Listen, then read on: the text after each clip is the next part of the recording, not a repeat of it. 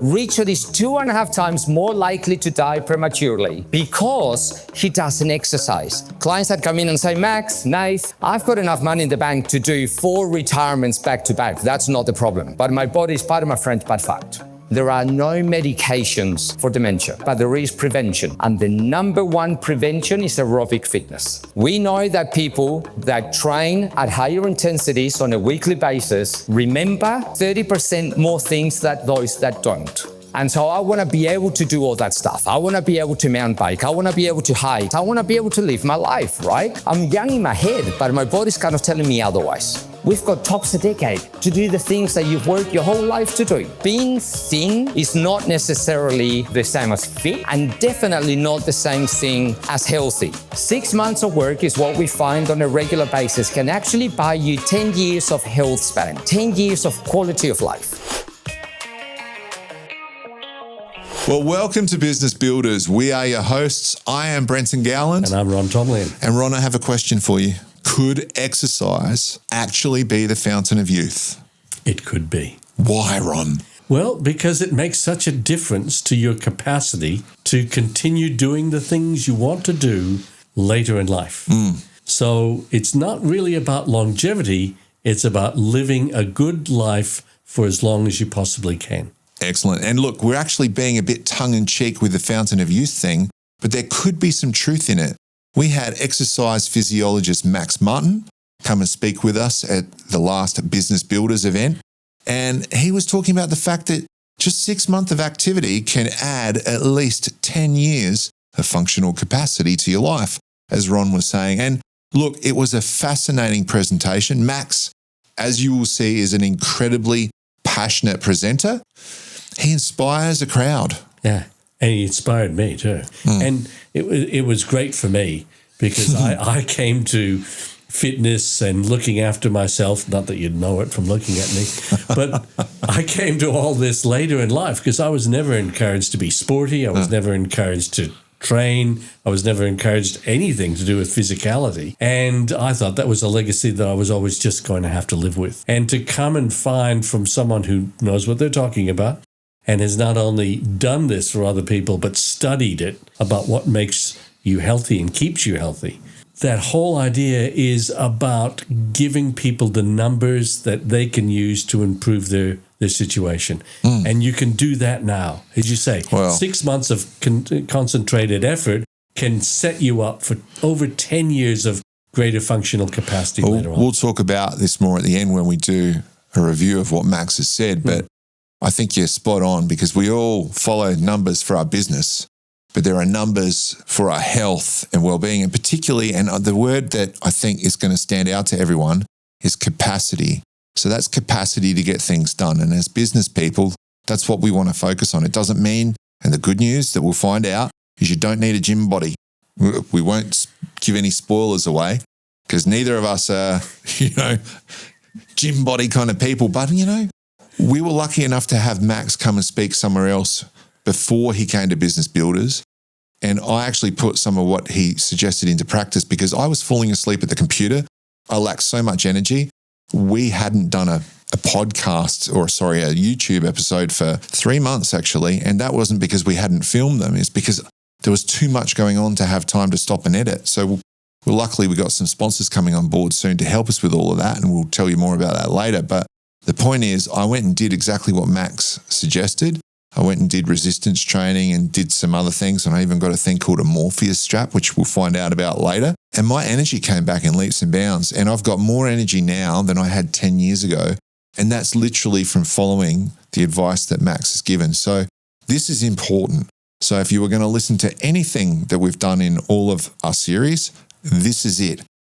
So without any further ado, we go across and cut to Max Martin at our Business Builders event from a few weeks ago.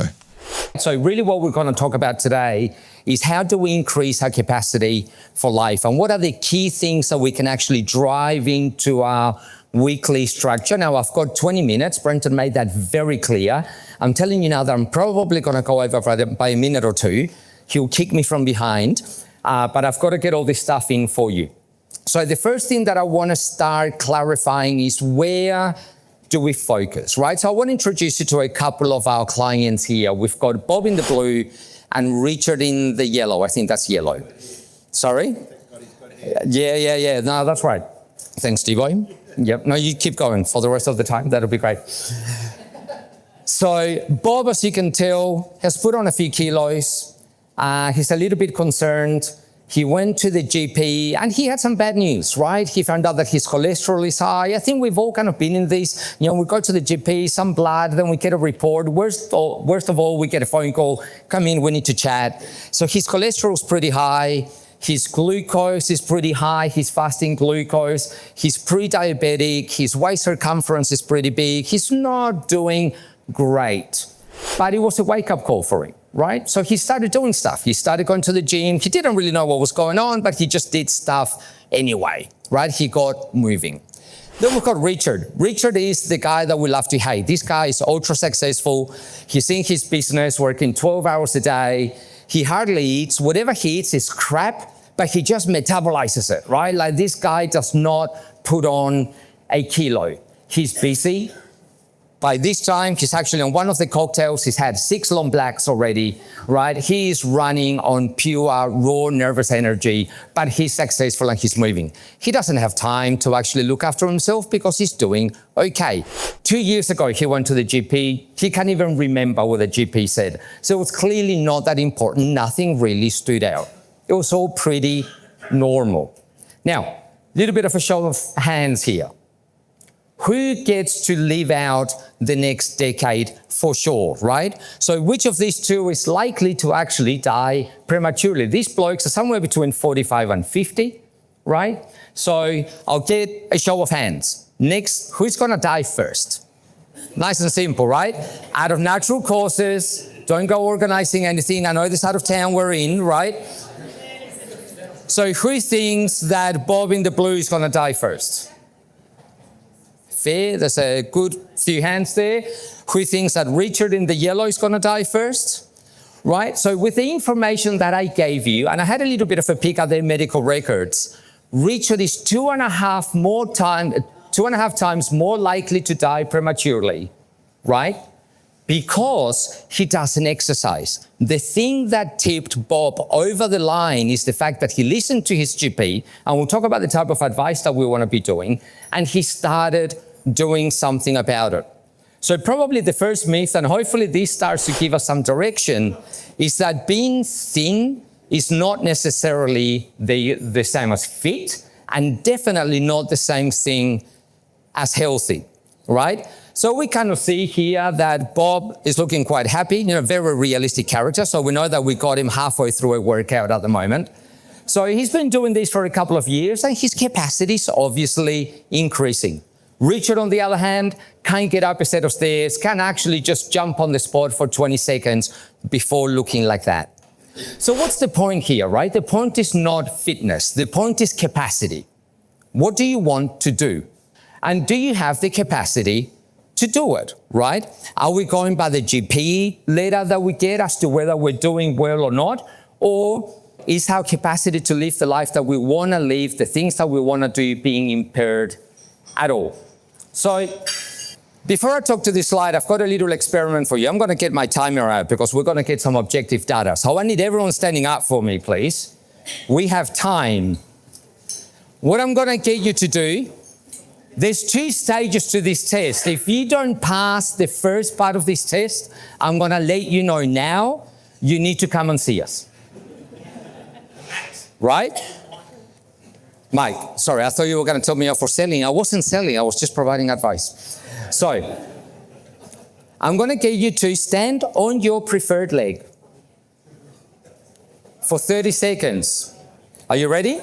Set, go. Now, while you're doing that, I'm looking at the clock. I'm going to tell you a little bit about... Oh, wow. Start again. Really what we're talking about is doing the things that you want to be doing. We're about halfway there, right? Going up a set of stairs, carrying your shopping, carrying suitcases, right? Being able to sit at your desk without falling asleep. We've got 7 seconds. Who is out so far? Oh, distractions, and 30. All right. Who needs to sit down again? Who's still in the game? Wait, don't sit down if you're in the game. Don't sit down if you're in the game. We're going to take this up another level. We're all nice and close. We're going to do the same thing with our eyes closed now. Now, I'm going to give you a call. I'm going to give you a call at 10 seconds. Now, this is what we're talking about here, guys. What's balance? Balance is your brain's capacity to know where you are in space and correct mistakes, right? We're going to see the example of a balance affected a little bit later, right? Once we've had a couple of drinks, things are going to move a little bit slower, but at the moment we're looking at how well does your body and your brain connect, and can you rectify what's going on? So I'm going to ask you for 10 seconds on one leg with your eyes closed. If you make it to 15, we're doing really well. Are you ready? So standing, eyes closed. Hold on, let me reset. Ready? Come on, eyes closed, and go. The pressure is in the room. Oh, I can hear people going. That's 8 seconds. 10. All right, you've made the first part. And 15. Who do I have still with me? Hands up. All right. If you were still standing on one leg with eyes closed after 15 seconds, regardless of your age, especially if you're over 75, I don't know if we've got any over 75s in the room, male or female, you're in the top 25% of the population. Nice work, right? If you didn't make it to 30 seconds with eyes open, please do come and chat to us later, right? We definitely need to do something about that. So this is what we're talking about. You can sit down now if you'd like. Thank you. We're talking about your capacity. Where is balance important, right? We're walking afterwards to our cars in the dark. Our capacity to catch ourselves if we trip, right? Or to show off on the dance floor, either one. Now, it's possible, and we get this all the time. And by the way, Nath, you want to give us a wave? My business partner's over there, so you can chat to either of us afterwards. I totally lost where I was going. You're so good looking. I didn't know what to do from there. Let me ask you another question. We've got people of all sorts of ages in the room. I think anywhere between about 30 to maybe high 60s. So kind of just picture yourself here, right? Let me ask you and put your hands up. Who you would like to live? It makes a big difference, doesn't it? My voice carries though. Who would like to live until they're 70 in the room? Not really, right? Unsure. I've got a gentleman there that's unsure. Well.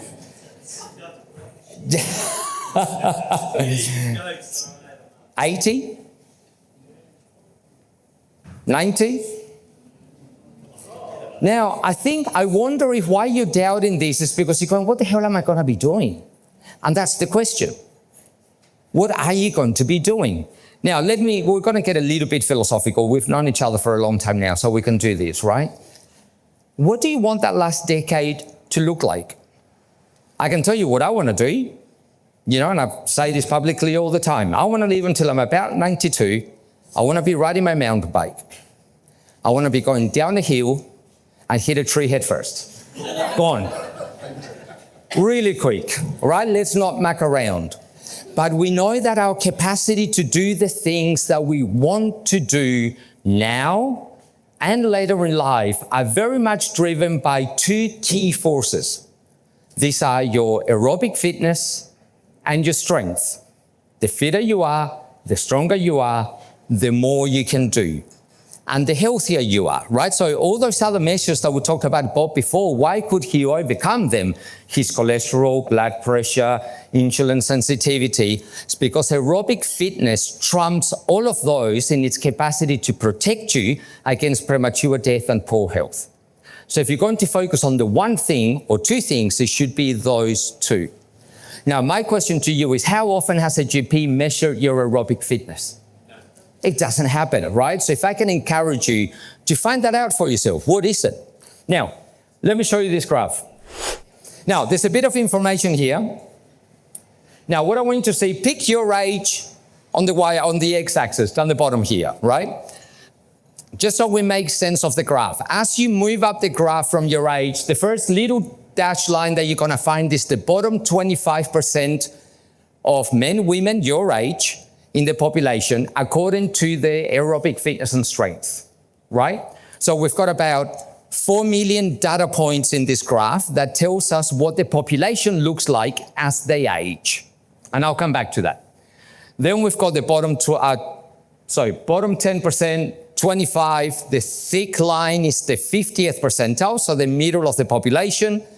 Then we've got the 75th, so you're better than 75%, so you're in the top 25, and then the top line is the top 10% in the population. Yeah? So a couple of things that I want you to kind of take note of. Firstly, it goes down. That's the bad news. The good news is that this is population average.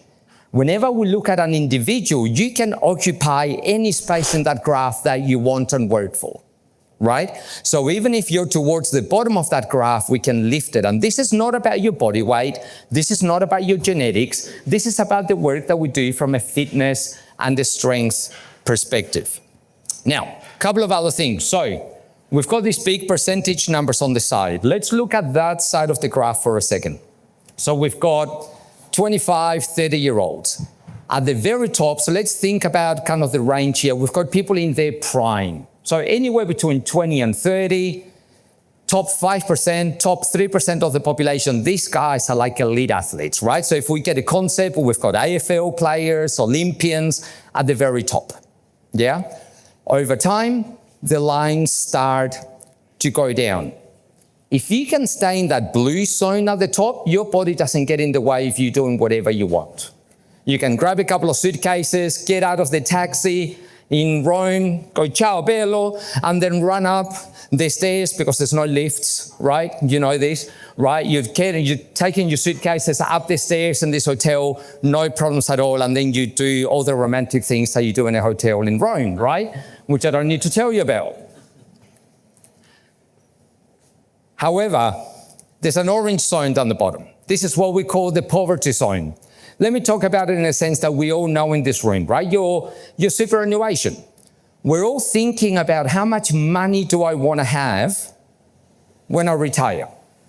And what do I want to be able to do? So how much do I need on a yearly basis to do the things that I want to do? We have these conversations with our clients almost every day, right? Clients that come in and say, Max, Nath, I've got enough money in the bank to do 4 retirements back to back. That's not the problem. But my body is part of my friend's bad fact, right? And so I want to be able to do all that stuff. I want to be able to mountain bike. I want to be able to hike. I want to be able to climb stairs. I want to be able to live my life, right? I'm young in my head, but my body's kind of telling me otherwise. So a couple of things for us to think about. Have a look at the thick line in the middle, right? The continuous line. When does it enter that orange zone? At what age? 75. When do we retire in Australia? 65. The younger ones in the room are retiring when they're 67, 67 and a half. By the time they actually get there, it'll be 68, 69. We've got tops a decade to do the things that you've worked your whole life to do, right? Now, if you go up to the next line, so this is 25 percentile points up. So we make a bit fitter, we make a bit stronger. It takes us about 6 months to do that. When do you now enter the orange line? 85, right? This is population data. We're not making this stuff up, right? 6 months of work is what we find on a regular basis can actually buy you 10 years of health span, 10 years of quality of life, right? We're talking about training 3-4 times a week, 30 minutes at a time. It's not heaps, right? But it's about focusing on the right things. Now, let me give you a couple of other practical examples and see if these resonate. If you're a little bit like, for example, Nath did the overland track in Tasmania with his family and friends last year, wasn't it? June? 2 years ago now. Can you still do it? I don't know, we need to test you. Yeah. So if you want to trek, trekking in this case, in this example, is about, walking for about 4 hours with a 10-kilogram pack. According to this, the average 60-year-old can just do it.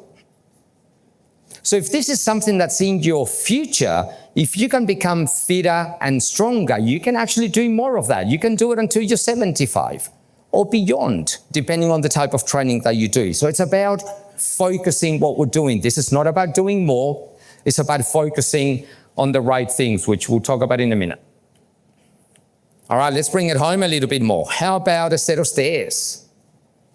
I mean, looking around this room, I don't think there's anyone that's really struggling going up a set of stairs at the moment. But according to these, and GPs will confirm this because I present this information to groups of GPs, an 80-year-old is now struggling to make it up a flight of stairs. That's 2 kind of turns, 12 steps, they're puffing, right? So the ciao bello with the 2 suitcases and remain happening at this level, right? The poor gentleman's gonna need a nap before anything happens, right? And so there's a very direct link between our physical capacity, which is our aerobic fitness and our strength, to be able to do the things that we want to do. Now, this is the sad one. We know there's a line of independence, right? When your capacity drops below a certain level, and we can measure that, we know what those values are from a strength and an aerobic fitness perspective, you can't live alone anymore. This is the level of fitness where, forget the stairs, you can't make it to the front door if the doorbell rings. Remember those days when the doorbell used to ring? Old example. That doesn't happen anymore. Can you make it to the toilet? Again, pardon the picture that I'm going to put in your head, but can you wipe your own ass at that stage? Right? I think we all want to keep that level of independence, and that is all based on your aerobic fitness and your strength. Yeah? Now, afterwards, Nath has got a little hand grip dynamometer where if you want to go up to him and have a look at your strength, right? He'll let you know pretty much where you are on that line just by squeezing this thing really hard.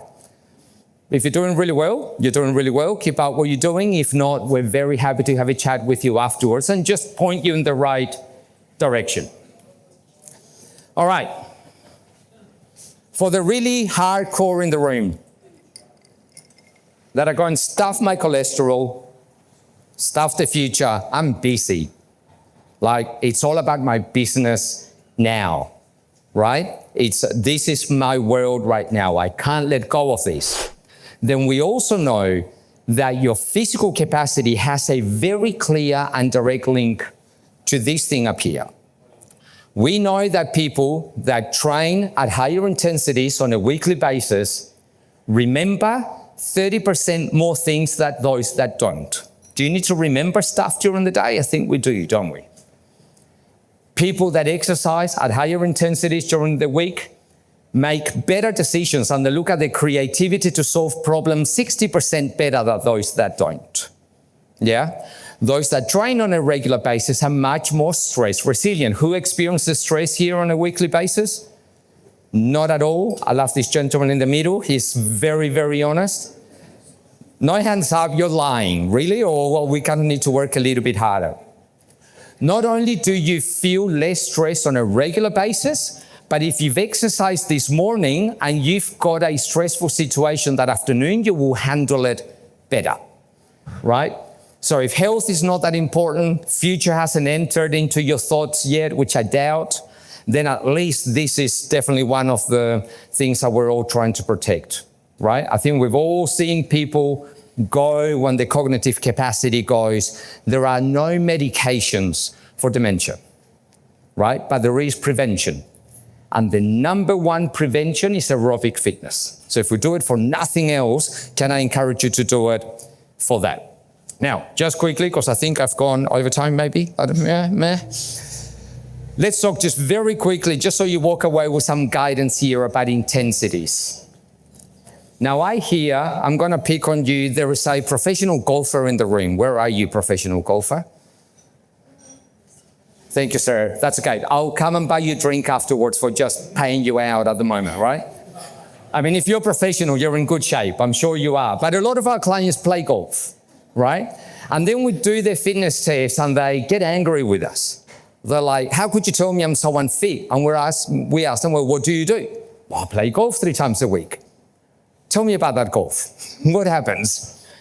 Lots of walking. Beautiful, right? No high intensity exercise, definitely no strength training. Yeah? So when we look at this graph here or this table here, really what I want to show you is that typically when we're exercising, we're talking about intensities of exercise. We can talk about heart rate zones as a percentage of your heart rate. So let's say, zone 1 is where we are all at the moment, including myself. Despite nerves, I'm still in zone 1. And we go up to zone 5, which is the type of intensity. If you were to jump on a bike, you can hold for about 3 minutes, then you throw up. All right, that's that intensity. Yeah? And everything in between. Ideally, most of your training during the week, whether it's aerobic in nature, so treadmills, bikes, swimming, running, that sort of thing, or weights, you want to focus on 2 key sort of intensities.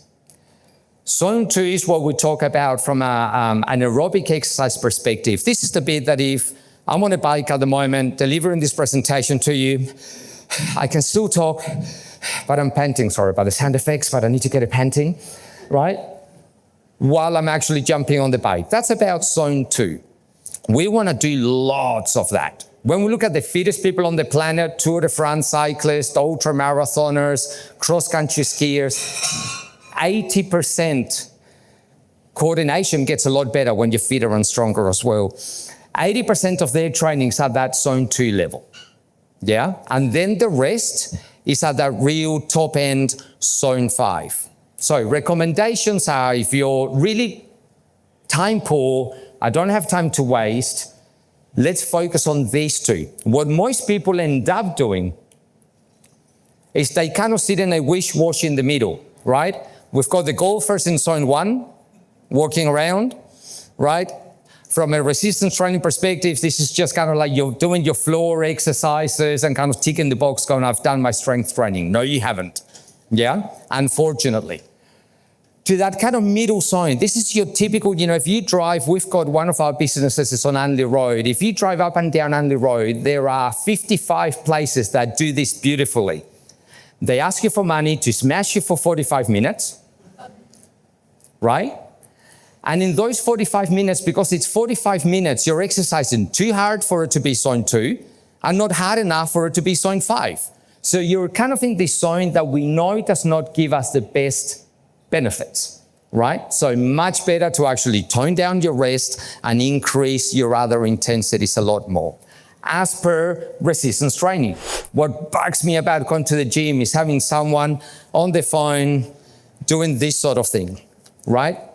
Tip for you if you're in the gym, if you can lift it more than 15 times, it's not heavy enough for you, right? So it doesn't mean that you always need to go to 100%. That would be the red zone. But if you're going to do strength training, right? Somewhere for most people, that very kind of common 8 to 12 rep range is beautiful, but it's 12 reps and I couldn't do more than 14. It's not 12 reps and I could do 20. Make sense? Again, kind of lots of info there. Very happy to chat to you more about it. We're going to be here to answer any questions, have a chat. Website's there if you want to look at some of the stuff that we're talking about. We've got blogs that give more of that information. Feel free to obviously jump in.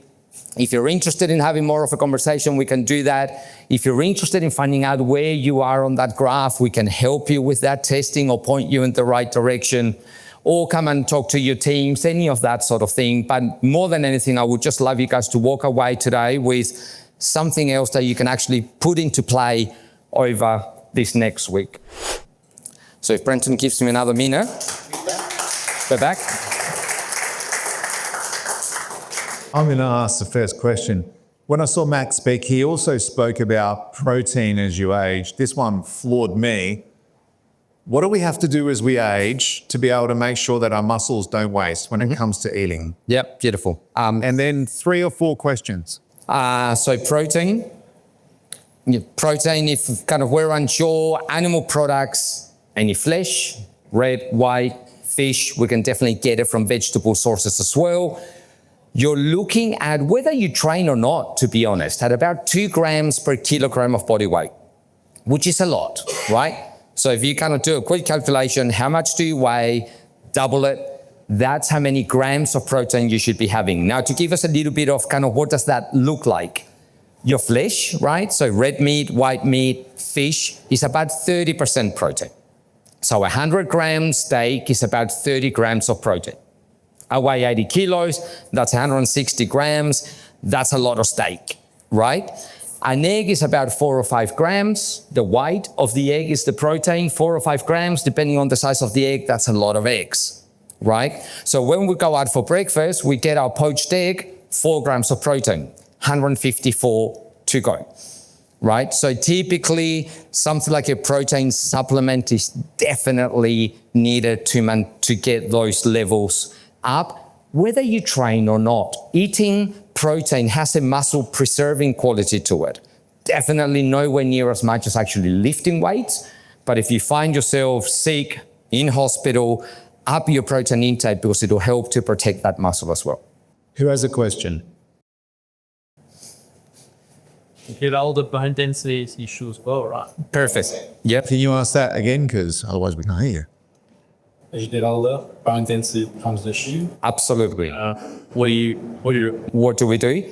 Definitely bone density becomes an issue as we get older, and much more for women than for men because of menopause. Estrogen, which we all have in this room, terribly important to build tissue, especially that connective and bone tissue. The two key things from a bone density perspective are loading it, so heavy weights, right? So another good reason to get in the gym and lift heavy. So most of our tissues respond to stress. You stress the body, it adapts, especially when you stress it acutely. So a short intervention, right? A gym session. None of us like to be stressed all the time, right? But heavy loading, muscles develop, so does bone, because they need to withstand that weight. And impact, right? Making sound when you land. That sends shock waves through bone, which encourage it to grow. Yeah? But impact comes with a little bit of a risk, so make sure that you're moving well, perhaps get someone's help to know that you can jump well, land well. And even for lifting heavy, we want to make sure that we don't get injured, right? Don't stop training. At the back. 1 sec. My question was, some people say those mini tracks are good to get your system going, do it for about 2 minutes every morning. Is that true or not? It's partly true. Look, I think all movement's really good. The bit of thing of the trampoline, it's aerobic exercise, right? You're jumping. So it's aerobic exercise. We're missing out on the impact, so that's a little bit of a shame. But if there are joint issues where that becomes better, then the trampoline is good. But I would turn those 2 minutes into longer. Yeah. If it's really high intensity, 2 minutes on, 2 minutes off, 2 minutes on, repeat until you build up about 15 minutes. So yeah, you're definitely heading in the right direction with that one. One last question. 2 more questions in, that's it. Not sure it's really a question or a statement, but you mentioned about physical stress, Dean. Yes. You also spoken about mental stress. Stress is stress. Mm-hmm. So we exercise our bodies to cause stress because that has a positive effect. Yes. Mental stress has a negative effect. Okay. I'll say you about that. Great. Stress, we adapt to stress, firstly. So if we put that as a banner headline statement, yeah, but not chronic stress. So our primary response to stress is what we all know as the fight or flight response, right? Something happens, we respond. We have to respond quickly. Evolutionary, think about where we come from. That was the cliched saber-toothed tiger, right? And so danger, act. Either fight it, run away, climb a tree, movement. Once you've moved and you're safer, stress goes down. Your brain has now learned, and you actually know that the saber-toothed tiger is bad for you. You know where they are. There's a big learning response to acute stress. The problem is that now we've got a little kitty cat that pees on our couch every day, right? It's not a saber-toothed tiger anymore. It's just bills, it's staff, it's someone is sick, it's the price of petrol went up, it's all the little things that add up. They're not big levels of stress on their own, and they're constant. So that is basically being under siege, right? Our body doesn't like that type of stress.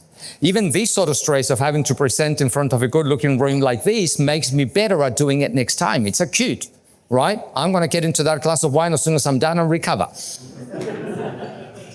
Okay, last question. Thank you. I love tech and gadgets and the like, and I've been meaning to find the right device to track either maintaining zone 2 makes it easy to keep an eye on that. What's your favourite tool for doing that? For that specifically, a tool called Morpheus.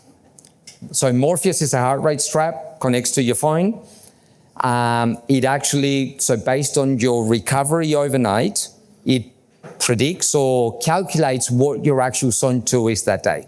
So when we're talking about heart rate zones, it depends on your stress levels, right? If you haven't slept, your heart rate's just going to be up all the time. So at what intensity do I train? My zone 2 for yesterday or my zone 2 for today, right? So looking at how you're recovering, how you wake up that day, what your parasympathetic and sympathetic systems are doing based on stress and recovery, then that tells you this should be ideally your zone 2, yeah? Short of a tech, doing testing where you look at your lactate levels, and we can probably talk a little bit more kind of afterwards if you want. Once we know your lactate level on a bike or on a treadmill, we can determine what your zone 2 is according to that as well. So that's another option. Definitely let's chat more. Now, Max has gone over time, but I think it was worth it. Please put your hands together for Max. Thank you. Thank you. It's great to have. So that was fantastic. You want to know what the thing that struck me the most was? And I know that we were kind of hinting at this at the start. You don't have to have a perfect body or look a certain way to be fit and healthy. But I am now, based on following Max's advice, I've got more energy. My blood pressure is now right back to normal, almost. Some days it's almost like athlete level. Because I've been training a lot. I took this pretty seriously. And literally just the way I feel has completely changed. And I think the evidence is there. You had that example that Max gave of someone who's a little bit overweight and someone who's skinny. And the skinny person can be the really unfit person and can drop dead from a heart attack. And we've had that happen to people we know. They look like they're fine and then they're gone. I think the book and the cover don't always match. And I think that's the important thing, is that you don't need to, or you shouldn't, simply go by appearances.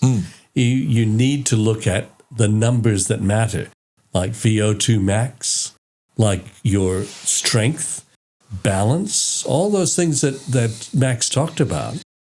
All of them are important to understand. And once you understand them, once you've got a background or a baseline, you can then do something about it once you know what can be done with some guidance. But the important thing is knowing the numbers that matter. And what I really like, and I've been doing this for some time, I go to my doctor every year, get my bloods done, get the numbers associated with those that blood work and my blood pressure and so on. But I wasn't looking at some of these other factors that have been shown by research and all research-based to make a significant difference to your capacity, to your point, your capacity as you age. And once you have that information available to you, you can actually do something about it. So it's one, about being inspired to do something, and then two, having the knowledge to know what to do on the basis of the baseline that you've established. Yeah, well, look, like we said, we hope you got something out of what Max had to share. And I think it's so important. We need to be healthy, fit, and above all things, it's not the way you look. It is the capacity that you have to get things done. And it doesn't have to be complicated.